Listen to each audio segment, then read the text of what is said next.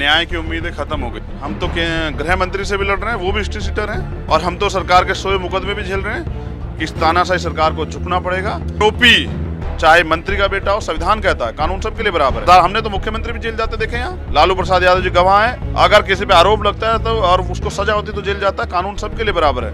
प्रधानमंत्री आवास का घेराव करेंगे। प्रधानमंत्री अगर देश का किसान चीखेगा, रोएगा, चिल्लाएगा, नहीं सो पाएगा तो प्रधानमंत्री भी नहीं सोएंगे। जाति विशेष के साथ साथ सरकार के लोगों की गिरफ्तारी नहीं होती, सरकार के पसंदीदा लोगों की गिरफ्तारी नहीं होती। संविधान पहले तो खत्म नहीं होने देंगे, लेकिन अगर हमारे रहते हो गया तो हम वो पहले शख्स होंगे जो खुद को गोली मार लें, क्योंकि गुलामी में नहीं जिएंगे। जहां अत्याचार वहां रावण। लखीमपुर में जिस तरह से किसानों पर गाड़ी रौंद दी गई, चंद्रशेखर यादव रावण पहुंचने वाले पहले नेता थे।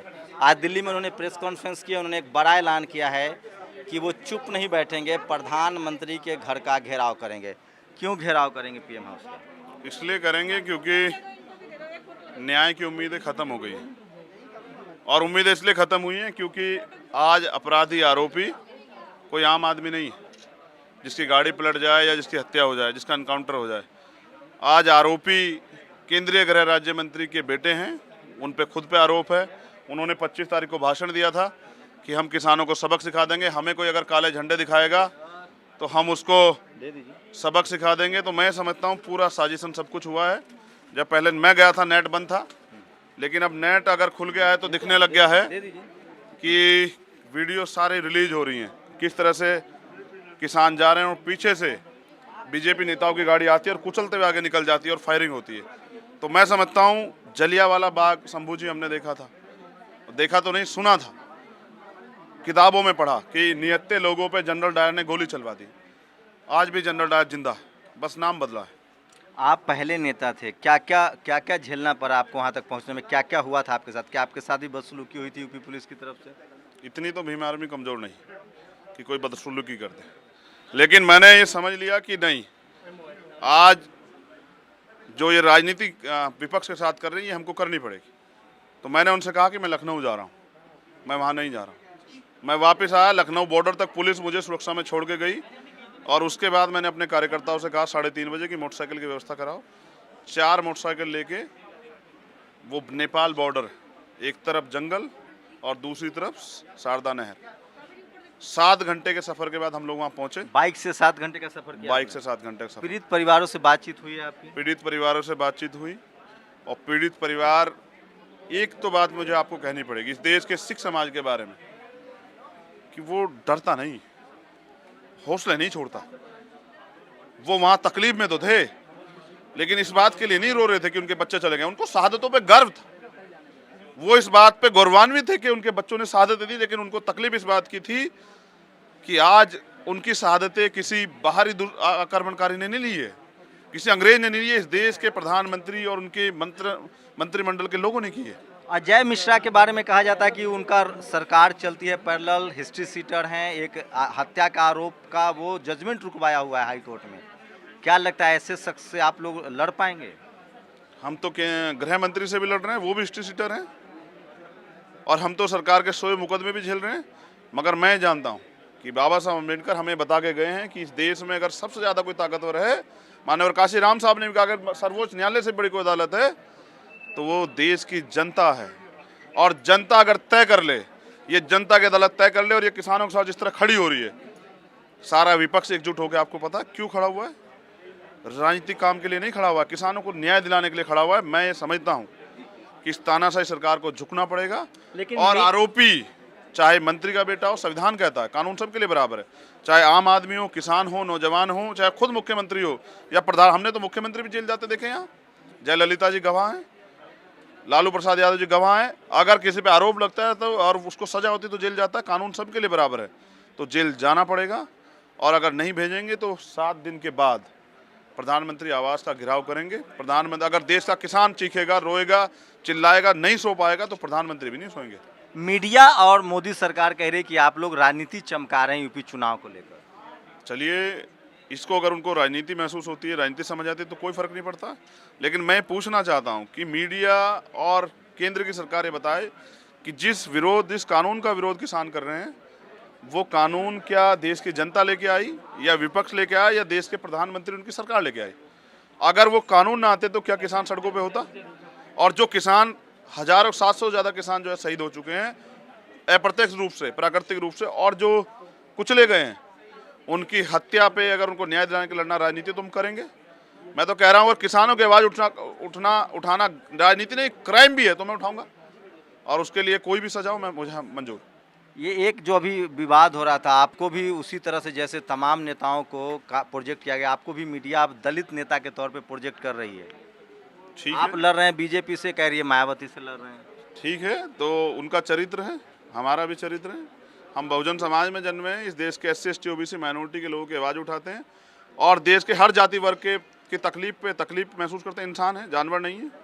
और हम तो कह चुके हैं पहले भी कि जातियाँ जानवरों में तो इंसानों में तो नहीं होती। मैं तो पूछना चाहता हूँ, आपके चैनल के माध्यम से पूछ रहा हूँ, अगर एक ब्राह्मण के घर में जो बच्चा पैदा हो उसको एक दलित के घर में आप पैदा होने के बाद छोड़ दे, वो वहाँ परवरिश करे, या जितने लोग यहाँ बैठे हुए हैं किसके शकल पे लिखा है कि उसकी जाति क्या है? हम तो जाति विहीन समाज चाहते हैं, हम तो भाईचारा चाहते हैं, लेकिन ये भी एक सत्य है कि जब तक जाति रहेगी भाईचारा नहीं आएगा। क्या कहेंगे? कपिल मिश्रा दिल्ली में आरोपी थे, कुछ नहीं हुआ। कोमल शर्मा JNU में आरोपी थी, कुछ नहीं हुआ। अब इस मामले में ये आरोपी हैं, गोरखपुर में जो मर्डर हुआ उसमें अब तक कोई पुलिस वाला गिरफ्तार नहीं हुआ क्योंकि वो एक जाति विशेष से है। अब अजय मिश्रा और उनके बेटे के बारे में साफ साफ तस्वीरें आ गई, उसके बाद भी तो क्या लग रहा है कि वो दौर आ गया जो हम लोग मनुस्मृति जिसको कहते हैं कि अब कम से कम एक जाति विशेष के लोगों की गिरफ्तारी नहीं होगी, चाहे वो मर्डर ही क्यों ना हो। जाति विशेष के साथ साथ सरकार के लोगों की गिरफ्तारी नहीं होती, सरकार के पसंदीदा लोगों की गिरफ्तारी नहीं हो रही। बड़ा सवाल ये है, मनुस्मृति को इस सरकार ने अपनी तरह से प्रोजेक्ट तो कर दिया है, लेकिन अभी संविधान है। अभी नरेंद्र जी जैसे लोग हमारे पास हैं, अभी भीम आर्मी आज़ाद समाज में लड़ने वाले लोग हैं। तो ये इससे भी बुरा दौर अंग्रेजों का हमने देखा, इससे बुरा दौर मुगलों का हमने देखा, जब तमाम तानाशाही थी। तो मैं समझता हूँ कि ये आर्यन जो रेशियन है ना, इसको भी सबक सिखाने का समय आ गया है। जनता तैयार है, जनता जवाब देगी। संविधान खत्म होता है तो आप क्या करेंगे? संविधान पहले तो खत्म नहीं होने देंगे, लेकिन अगर हमारे रहते हो गया तो हम वो पहले शख्स होंगे जो खुद को गोली मार लेंगे, क्योंकि गुलामी में नहीं जिएंगे। चंद्रशेखर आज़ाद है और आज़ाद है। एक और सवाल जो आपका एकदम लोगों को लगता है, इस देश के जो भी शोषित वंचित लोग हैं जिसके साथ भी अत्याचार होता है, उसको लगता है कि चंद्रशेखर रावण मेरे पास आएगा, वो मेरी आवाज़ उठाएगा, उन लोगों को क्या आश्वासन देंगे कि सचमुच आप हमेशा उपलब्ध रहेंगे? अकेला थोड़ा ही हूँ, बहुत चंद्रशेखर तैयार हो गए, बस उनके नाम आप नहीं जानते। किसी का नाम हिमांशु है, किसी का नाम महेश है, किसी का नाम नरेश भिकुराम जैन है, किसी का नाम अमल तोमर है, किसी का नाम मनीष है। बहुत चंद्रशेखर पे तैयार हो गए हैं। किसी का नाम कनिष्क है, वो अपनी लड़ाई लड़ रहे हैं। किसी का नाम गुलजार है, किसी का नाम जो है सुफियान है, मेहताब है, सब लड़ रहे हैं और लड़ रहे हैं और लड़ते रहेंगे। देश की आज़ादी, दोबारा जो देश को गुलाम बनाने की लड़ाई है, जो एक लोग गुलाम बना देना चाहते, एक सरकार, एक व्यवस्था, और उसकी आज़ादी के लिए हम लोग लड़ेंगे। इस तरह लड़ेंगे जिस तरह शहीद आजम सरदार भगत सिंह लड़े थे। लोग कह रहे हैं आप काफिला लेके चल रहे हैं, 100-200 गाड़ियों का। 1000 गाड़ी का लेके चलूँगा, हेलीकॉप्टर लेके चलूँगा, प्राइवेट जेट लेके चलूँगा, रेल लेके चलूँगा। इस देश में अगर सबसे बड़ा कोई वो है, वो भी लेके चलूँगा। लोकतंत्र है, हमारे अधिकार हैं। और अब अगर इस संविधान के मिलने के बाद भी अगर हम लोग अपनी हैसियत नहीं बना पाए, अपने लिए सुविधाएं नहीं दे पाए, अपने समाज को आगे नहीं बढ़ा पाए, तो हमारे आज के रहने का और 1950 से पहले के भारत में क्या फ़र्क होगा? जो हर अमीर को मिला है वो हर गरीब को मिलेगा। ये लड़ाई चलती रहेगी। चंद्रशेखर आजाद रावण है, मीडिया की लगातार कोशिश हो रही है कि इनको चुनाव की बाइनरी में सिमटा जाए। मेरा सवाल चुनाव से जुड़ा नहीं हो सकता है, मैं फिर कह रहा हूँ, चंद्रशेखर रावण की एक विश्वसनीयता है, एक क्रेडिबिलिटी है, एक विश्वसनीयता है कि जहाँ भी अत्याचार हो, किसी के साथ अन्याय हो, और खासकर उन लोगों के साथ जिनके साथ जाति के नाम पर अत्याचार होता है, धर्म के नाम पर अत्याचार होता है, चंद्रशेखर रावण एक विश्वसनीय चेहरा बन गए। वो वहाँ पहुँचते हैं और सरकार पर दबाव बनाते हैं कि आरोपियों पर कम से कम कार्रवाई हो। ये एक ट्रेडमार्क बन गया और इसीलिए युवाओं में, आम लोगों में उनकी बहुत ज़्यादा पॉपुलैरिटी है। और उसका नतीजा है कि चाहे इस तरह के प्रेस कॉन्फ्रेंस हो, चाहे भीड़ हो, उनके साथ काफिला चलता है।